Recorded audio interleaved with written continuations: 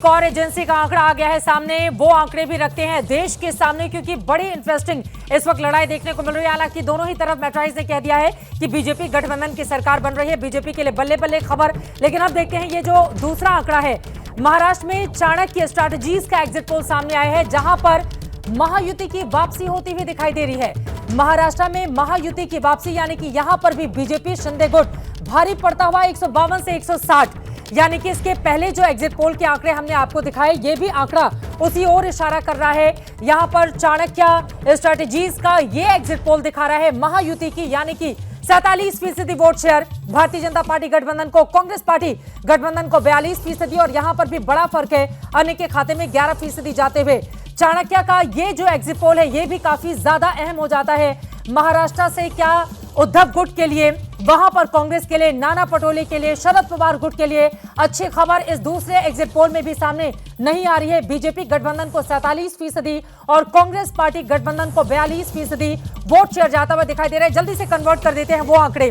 इसमें भी देखिए, मैं आ रही हूँ, संगीत रागी जी बहुत एक्साइटेड हो रहे हैं, मैं लौट हो रहा है एकदम। देखिए यदि 152 से 160 भारतीय जनता पार्टी गठबंधन, 152 से 160 कांग्रेस पार्टी गठबंधन, 130 से 138 और अन्य के खाते में 6 से 8 सीटें जाती हुई दिखाई दे रही हैं। और भारतीय जनता पार्टी यहां पर भी प्रचंड जनादेश हासिल करती हुई शिंदे सरकार में, आप गौर फरमाइएगा, क्योंकि वहां पर 30 सालों में कांग्रेस पार्टी की अकेले सरकार बनी थी 1990 में।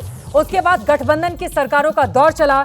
इस बार भी गठबंधन की सरकार ही वहां पर फॉर्म में आने वाली है, क्योंकि दो गुट हैं और दोनों तरफ 3-3 बड़ी बड़ी पार्टियां हैं, और दो ऐसे गुट हैं जिनमें बड़ी बड़ी पार्टियों को लेकर क्षेत्रीय पार्टी जब स्प्लिट हुई थी तो हम सब ने देखा था किस तरह की राजनीति वहां पर चली। बीजेपी के ऊपर आरोप लगे कि भारतीय जनता पार्टी ने शिवसेना को धोखा दिया, वहीं अजित पवार और शरद पवार के बीच भी उसने दो फाड़ करवा दिया। और अगर इस तरह का जनादेश आता है तो संगीत रागी जी, अब तो भारतीय जनता पार्टी ने जो किया उसको सही मान रही है जनता। हालांकि ये एग्जिट पोल है। नहीं, मैं बिल्कुल कह रहा हूँ, मैं जो कह रहा था उसको मैं थोड़ा सा आगे बढ़ा रहा हूँ कि अब वो आदिवासी बहुल क्षेत्र नहीं रह गया है। तीसरी बात मैं जो कहना चाहता हूँ, पहले ये चाणक्य का दिखा रहा है महाराष्ट्र नहीं, चाणक्य का आप देखेंगे कि आप उसमें था कि 10% था अदर्स जी, उसमें से 1% माइनस कीजिए तो उधर 48% हो जा रहा है, और कांग्रेस वाले गठबंधन को 42% है। बिल्कुल। तो चाणक्य वाले गठबंधन, चाणक्य का जो एग्जिट पोल है उसमें भी कांग्रेस पार्टी को 42% ही है, और आप देखेंगे कि भारतीय जनता पार्टी के गठबंधन को 48% था, और अदर्स को जो था वो 10% था, और यहां पर चाणक्य में वो 11% है। वो 11% में से 1% अभी अब निकाल करके दिया मुझे खाने का मौका कम से कम अभी तक के एग्जिट पोल के आंकड़े ने संगीत रागी को दे दिया। जल्दी से एक दिबांग से टिप्पणी। दिबांग, हालांकि ये एग्जिट पोल ही है लेकिन उन्हीं आंकड़ों पर हम चर्चा कर रहे हैं, इसलिए मेरा सवाल है, हमने लोकसभा के दौरान देखा था भारतीय जनता पार्टी के लिए हर तरफ से बुरी खबर आ रही थी। हालांकि उसने 240 सीटें हासिल की, महाराष्ट्र में उसकी बहुत बुरी परफॉर्मेंस रही थी, 21 सीटें जीतने वाली पार्टी 9 सीटों पर आकर सिमट जाती है। लेकिन इस बार ऐसा क्या हुआ, अगर एग्जिट पोल को ही अभी के लिए एग्जैक्ट मान ले, तो ऐसा क्या हुआ कि दोनों ही राज्यों में बीजेपी अपनी सरकार बनाते हुए सहयोगियों के साथ दिखाई दे रही है? मेरे ख्याल से बीजेपी ने जिस तरह से जो योजना लागू की लाडली बहना, वो मेरे ख्याल से महाराष्ट्र में अगर बीजेपी जीतती है, ये आंकड़े सही बैठते हैं, तो इसका मतलब वो काफ़ी कारगर हुई।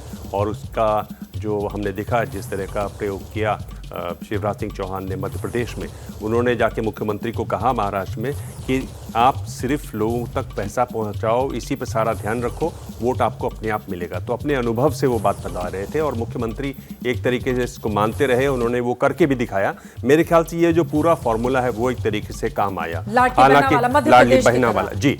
तो एक ये बड़ा, अगर ये परिणाम आते हैं तो ये बड़ा एक, उसमें एक बड़ी बात ये होगी कि जो आपने मध्य प्रदेश में किया, तो एक फॉर्मूला फिर बन जाएगा अगर ये हो जाता है कि आप लोगों को आखिरी मौके पर चुनाव से ठीक पहले पैसा पहुंचाइए और वोट पाइए। अब आगे हैं ब्रेकअप। ये देखिए, यहां पर आपको दिखा रहे हैं चाणक्य के इस एग्जिट पोल में भारतीय जनता पार्टी 90 सीटें हासिल करती हुई दिखाई दे रही है। शिवसेना शिंदे गुट अच्छा परफॉर्म करता हुआ 48 सीटों के साथ, एनसीपी अजित पवार 22 सीटों के साथ, और अन्य के खाते में 2 सीटें। ये अन्य वो हैं जो बीजेपी को एक तरह से सपोर्ट करते हैं या फिर बीजेपी के साथ डायरेक्टली या इनडायरेक्टली मिले हुए हैं। इस वजह से आप देखेंगे अन्य ऊपर अलग दिखा रहे हैं, अन्य नीचे अलग दिखा रहे हैं। दूसरी तरफ महाविकास अघाड़ी 130 से 138 सीटें हासिल करती हुई, कांग्रेस पार्टी 63 सीटें यहां पर हासिल करती हुई दिखाई दे रही है शिवसेना उद्धव गुट के लिए। अच्छी खबर बिल्कुल सामने नहीं आई है। 35 सीटें 2019 का आंकड़ा आप याद कीजिए, इससे डबल शानदार परफॉर्मेंस उसकी थी बीजेपी के साथ जब उसने चुनाव लड़ा था। उद्धव ठाकरे उस समय साथ में थे। और यहां पर एनसीपी शरद पवार के लिए 40 सीटें। इसमें अगर आप देखेंगे कांग्रेस पार्टी सबसे ज्यादा सीटों पर चुनाव लड़ रही है, दूसरे नंबर पर शिवसेना और तीसरे नंबर पर एनसीपी है। उसके बावजूद आप देखिए एनसीपी शरद पवार शिवसेना उद्धव के मुकाबले अच्छा परफॉर्म करते हुए अगर चाणक्य के इस एग्जिट पोल में दिखाई दे रहे हैं, तो फिर ये आंकड़े क्या बता रहे हैं? उद्धव ठाकरे के लिए तो ये बहुत उदासी वाली खबर सामने आ गई। शिवसेना शिंदे गुट 48 के साथ और आपके जो सहयोगी हैं जिसको आपने कम सीटें दी वो शरद पवार 40 सीटों के साथ आपसे आगे बढ़ गए। बिल्कुल, अगर एकनाथ शिंदे आगे बढ़ जाते हैं तो वो ये भी दिखा रहा है कि जो मैंने पहले कहा कि आपकी वो महिला वाली योजना है वो काम कर रही है। क्योंकि कई जगह लोगों ने पूछा, जो लोग वहां का दौरा करके आए, कि आपको क्या लगता है कि किससे पैसे भिजवाएं?